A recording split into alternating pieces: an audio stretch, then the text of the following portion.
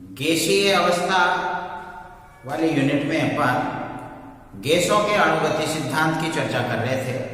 गैसों के अणुगति सिद्धांत के अपन ने मुख्य अभिग्रहित मुख्य बिंदु पढ़े हैं और उसका गणितीय व्यंजक PV बराबर 1/3 mn_v² भी व्युत्पन्न किया है। अब इस सिद्धांत के आधार पर अपन बॉयल के नियम, चार्ल्स के नियम, अवोगाद्रो के नियम, आदर्श गैस समीकरण, डाल्टन का आंशिक दाब नियम, ग्राम के विसरण नियम, इन सभी नियमों की व्युत्पत्ति भी कर सकते हैं और इसके अलावा गैस के अणुओं की गतिज ऊर्जा और परमताप के मध्य संबंध भी स्थापित कर सकते हैं। तो अपन सबसे पहले गैसों के अणुगति सिद्धांत के नियम की सहायता से बॉयल के नियम की व्युत्पत्ति करना चाहेंगे।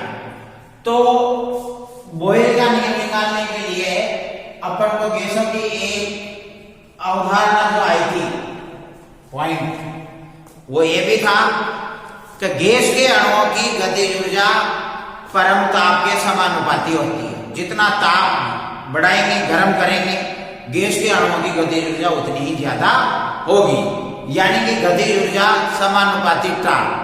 अब गतिज ऊर्जा को अपन हाफ mv² यानी 1/2 mv² से प्रदर्शित करते हैं और परम ताप को कैपिटल T से। तो गैस के अणुगति सिद्धांत की अवधारणा के अनुसार हाफ mv² प्रोपोर्शनल T और यहाँ समानुपाती हटाकर स्थिरांक लगाएंगे K, तो 1/2 mv² बराबर KT। तो K यहाँ एक समानुपाती स्थिरांक है। तो ये गैस के एक अणु के लिए हो गई और n अणुओं के लिए, गैस के n अणुओं के लिए अगर अपन बात करेंगे तो ये n से गुणा हो जाएगा, तो 1/2 mnv² बराबर nKT। अच्छा, गैस के अणुगति सिद्धांत की अवधारणा के अनुसार, तो इसकी जो मुख्य अवधारणा है, मुख्य व्यंजक है, वो था PV बराबर 1/3 mnv²। अब इसको अपन थोड़ा सा चेंज करना चाहेंगे ताकि ये 1/3 की जगह 1/2 आ जाए, ताकि इसको इससे संबंधित किया जा सके। इसके लिए अपन इसको गुणा कर देंगे 3/2 से दोनों साइडों में। तो इधर भी 3/2 PV हो गया और इधर 3/2 इंटू 1/3 mnv²। तो दोनों साइडों में 3/2 से गुणा करते हैं, तो इधर 3 से 3 कट गया, तो इधर बच गया 1/2 mnv²। तो 3/2 PV बराबर 1/2 mnv²।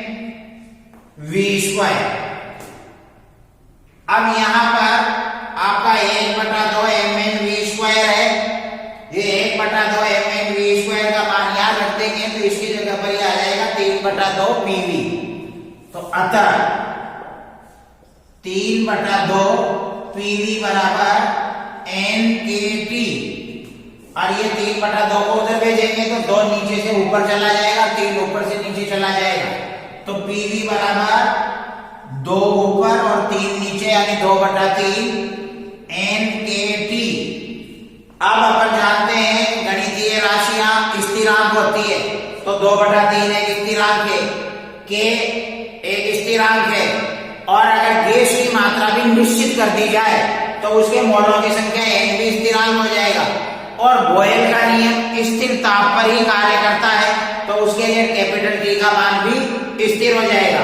यानी स्थिर ताप पर किसी निश्चित मात्रा की गैस के लिए T स्थिरांक, K स्थिरांक, n स्थिरांक, 2/3 भी स्थिरांक, तो कुल मिलाकर PV बराबर टोटली क्या हो गया, स्थिरांक। और यही बॉयल का नियम है।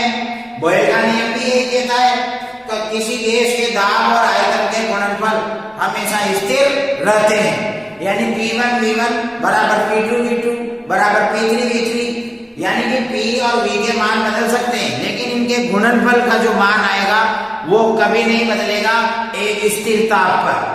तो इस प्रकार से हम गैसों के अणुगति सिद्धांत के आधार पर बॉयल के नियम की उत्पत्ति कर सकते हैं। अगर इसी से हम चार्ज के नियम को निकालना चाहें तो ये यहां तक आपन के आया है PV बराबर 2/3 NKT। यहीं से T को इधर ले आओ और P को उधर भेज दो, तो V/T बराबर 2/3 NK/P।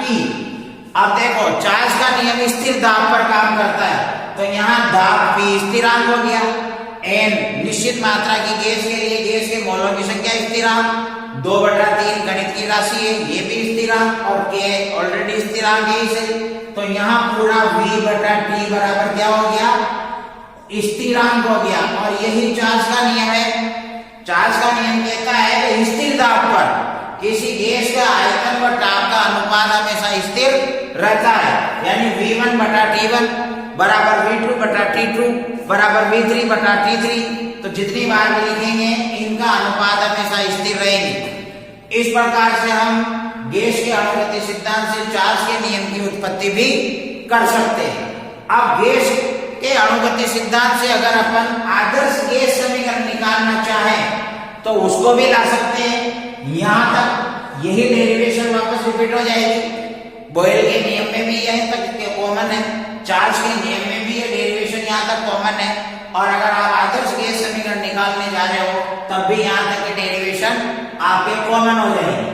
अब इसके बाद में 2/3 गणित की राशि है, एक स्थिरांक है, और K एक स्थिरांक है, तो 2/3 और K, तो दो स्थिरांक के गुणनफल को एक नए स्थिरांक द्वारा प्रदर्शित किया जा सकता है, और अपन इसको कैपिटल R से प्रदर्शित कर दें तो ये हो जाएगा PV बराबर N की जगह N और 2/3 K की जगह R और T की जगह T, तो PV बराबर NRT, और यही आदर्श गैस समीकरण होती है। तो इस प्रकार अपन ने बॉयल नियम, चार्ज नियम और आदर्श गैस समीकरण की उत्पत्ति कर ली है। अब अपन इससे डाल्टन के आंशिक दाब के नियम की उत्पत्ति करना चाहेंगे। अब इसके लिए मान लीजिए आपका किसी गैसीय मिश्रण में विभिन्न प्रकार के गैसों का मिश्रण है, जिसमें अलग अलग प्रकार की गैसों के अणुओं के द्रव्यमान M1, M2, M3 है, और उनके वेग V1, V2, V3 वगैरह वगैरह है। तो यहाँ पर गैस के अणुओं की जो कुल गतिज ऊर्जा है वो अलग अलग प्रकार के गैस के अणुओं की गतिज ऊर्जाओं के योग के बराबर होगी। तो जैसे गतिज ऊर्जा काइनेटिक एनर्जी Ke बराबर, पहली प्रकार के गैस के अणुओं की गतिज ऊर्जा को अपन लिख सकते हैं Ke1 प्लस दूसरे प्रकार की को लिख सकते हैं Ke2 प्लस तीसरे प्रकार की को लिख सकते हैं Ke3। इस प्रकार से ये चलता जाएगा।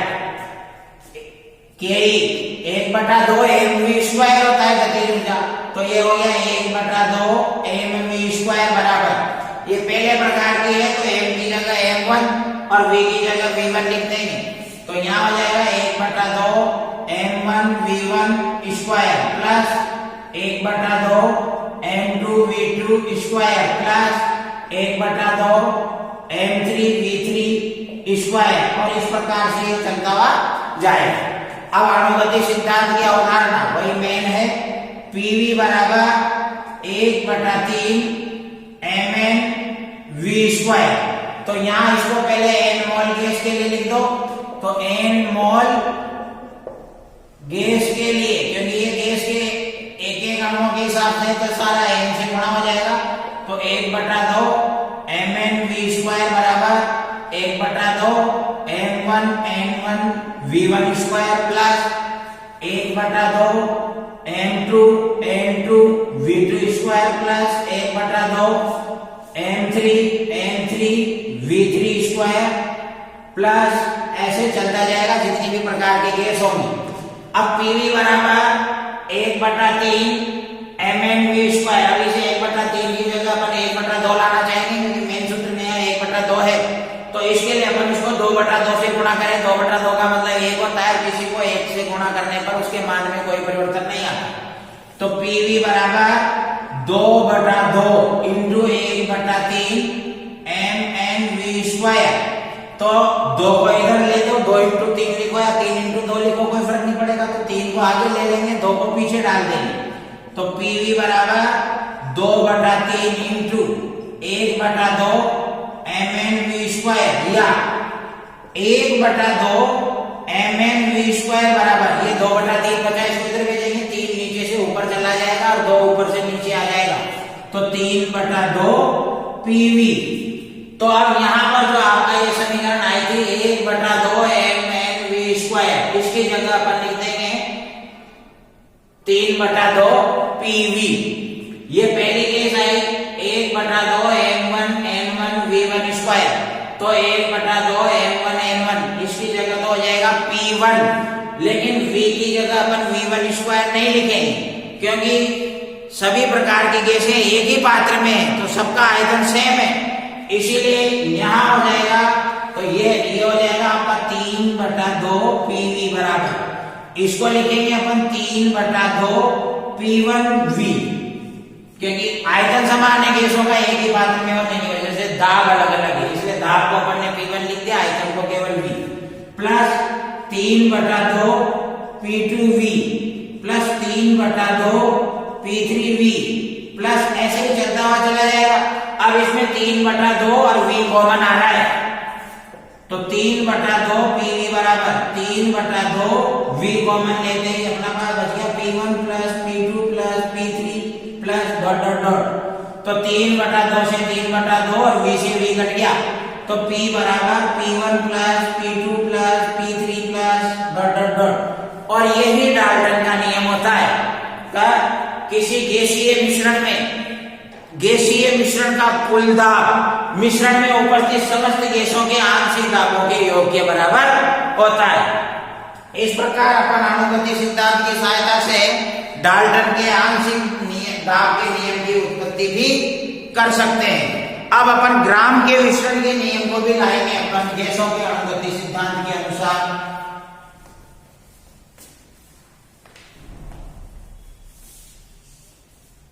तो ग्राम के विसरण के नियम के लिए देखो, ये गैसों के अणुगति सिद्धांत का समीकरण ये 1/3 mn v स्क्वायर।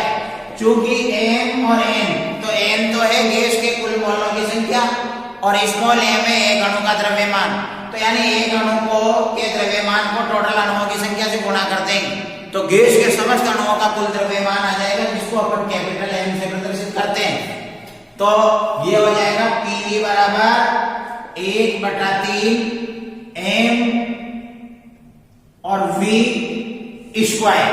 तो यहाँ पर अपन का कैपिटल M हो गया, तो या इसी से v स्क्वायर का मान निकाले अपन, तो v स्क्वायर बराबर ये 3 ऊपर चला जाएगा, तो 3pv बटा m नीचे आ जाएगा।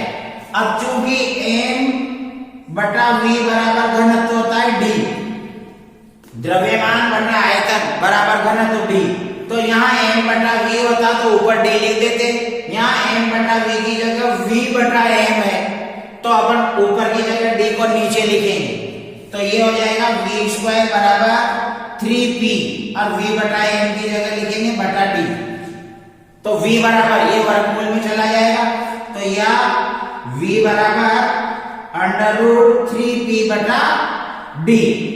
और स्थिर दाब पर, क्योंकि ग्राम का विसरण का नियम स्थिर दाब पर लगता है, तो स्थिर दाब पर p स्थिर हो गया और 3 गणित की संख्या ये स्थिर है, तो v समानुपाती सीधा 1/√d के बचेगा, तो v समानुपाती 1/√d। गैस के अणुओं का जो वेग है वो विसरण की दर r के समानुपाती होता है, तो जितना वेग होगा उतनी ही गैस विसरित होगी, तो अपन v की जगह स्मॉल r भी लिख सकते हैं, तो यह r प्रोपोर्शनल 1/√d। तो यानी कि अगर r को r1 माने और d को d1 माने, तो r1 बराबर हो जाएगा 1/√d1। तो r1 ऊपर है जबकि घनत्व बटा के नीचे है, तो इसका मतलब अगर 2 के लिए लिखें r1 बटा r2, तो ऊपर तो d2 और नीचे d1 का अंडर आ जाएगा, और यही ग्राम के विसरण का नियम है। तो इस प्रकार हमने गैसों के अणुगति सिद्धांत की सहायता से बॉयल के नियम की उत्पत्ति कर ली, चार्ल्स के नियम की व्युत्पत्ति कर ली, आदर्श गैस समीकरण को भी इससे व्युत्पन्न कर लिया अपन ने, डाल्टन के आंशिक दाब के नियम को भी इससे अपन ने व्युत्पन्न कर लिया, और ग्राम के विसरण के नियम को भी इससे अपन ने व्युत्पन्न कर लिया। इस नियम की सहायता से अभी हम गैसों की गतिज ऊर्जा और परम ताप के मध्य भी संबंध स्थापित कर सकते हैं। और गैसों की गतिज ऊर्जा जो होती है वो परम ताप T के समानुपाती होती है।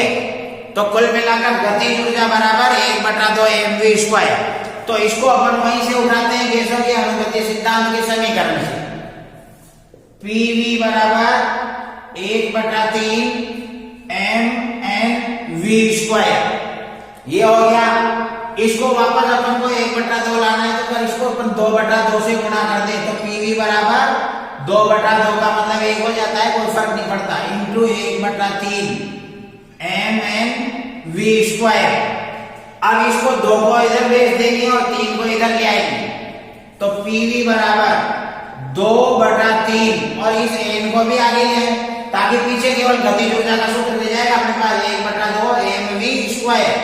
तो इंटू 1/2 mv², और इसको 2/3 n को इधर भेजेंगे तो 3 ऊपर चला जाएगा और 2 और n नीचे आ जाएगा। तो 3PV और 2n बराबर 1/2 mv²। इसका मतलब हो गया गतिज ऊर्जा। अच्छा, अब चूंकि PV बराबर nRT होता है, तो इसी से n को इधर भेजेंगे, तो यह PV/n बराबर RT हो गया। तो ये PV/n की जगह अपन RT लिख देंगे, तो 3/2 RT बराबर गतिज ऊर्जा हो जाएगी। तो गतिज ऊर्जा बराबर 3/2 और PV/n की जगह अपन लिखेंगे RT। अब n मोल गैस के मोलों की संख्या से गुणा कर दो तो n मोल गैस के लिए हो जाएगा। तो गतिज ऊर्जा बराबर 3/2 nRT। तो n और r को अपन नए स्थिरांक कैसे प्रदर्शित कर सकते हैं? तो चूंकि nr बराबर k, अतः गतिज ऊर्जा बराबर 3/2 और nr की जगह k लिखेंगे तो kT। तो ये गैस की अणुओं की गतिज ऊर्जा और परम ताप T के मध्य संबंध आ गया। तो इस प्रकार अपन ने गैस के अणुगति सिद्धांत के अनुसार बॉयल नियम, चार्ल्स नियम, आदर्श गैस समीकरण, आवोगाद्रो नियम, ग्राम के विसरण के नियम, इन सबको व्युत्पन्न किया है, इनकी सत्यता को परखा है। और इसके साथ ही अपन ने गैस के अणुओं की गतिज ऊर्जा और परम ताप के मध्य संबंध भी स्थापित किया है। इसके आधार पर कोई न्यूमेरिकल भी आ सकता है, जैसे 2009 में बीकानेर यूनिवर्सिटी में क्वेश्चन आया था कि 3000 केल्विन ताप पर 2 मोल CO2 गैस के लिए गैस के अणुओं की गतिज ऊर्जा ज्ञात की। तो 2 मोल CO2 गैस के अणुओं की गतिज ऊर्जा 3000 केल्विन ताप पर, तो T बराबर 3000 केल्विन और n बराबर 2 मोल। अब गतिज ऊर्जा निकालनी है। गतिज ऊर्जा बराबर यही है अपने पास, गतिज ऊर्जा बराबर 3/2 nRT और r का मान फिक्स होता है 8.314 जूल प्रति केल्विन प्रति मोल, और T है ही सही। अब गतिज ऊर्जा बराबर हो जाएगा अपने पास, गतिज ऊर्जा बराबर 3/2 इंटू n का मान 2 इंटू r का मान 8.314 और t का मान 3000 को 3 इंटू 10 की घात 3 लिख सकते हैं। अब इससे 2 से 2 कट गया अपना, तो अपन इसको गुणा करेंगे तो 3 दिया 9 और 9 को 8.314 से, तो 9 चौको 36 हासिल 3, 9 एकम 9, 9 3 12 का 2 हासिल का 1, 9 दिया 27 और 1 28 हासिल का 2 और 9 दूनी 18 और 2 9 8 72 और 2 74 इंटू 10 की घात 3 जूल। गतिज ऊर्जा हो गई। अगर 10 की बात 3 को हटाते हैं तो किलो जूल हो जाएगी, तो बराबर 74.826 किलो जूल। तो इस प्रकार से अपन इस सूत्र की सहायता से गैस के अणुओं की गतिज ऊर्जा निकाल सकते हैं, जितने मोल उसके दिए हुए होंगे। अब अपन आदर्श गैस समीकरण की सीमाएं पढ़ेंगे। तो आदर्श गैस समीकरण गैसों के लिए कहां तक सकते हैं और कब जाकर ये फ्लीट हो जाएगी, फेल हो जाएगी, क्यों होगी, इसका कारण अपन करेंगे अगली क्लास में। Thank you.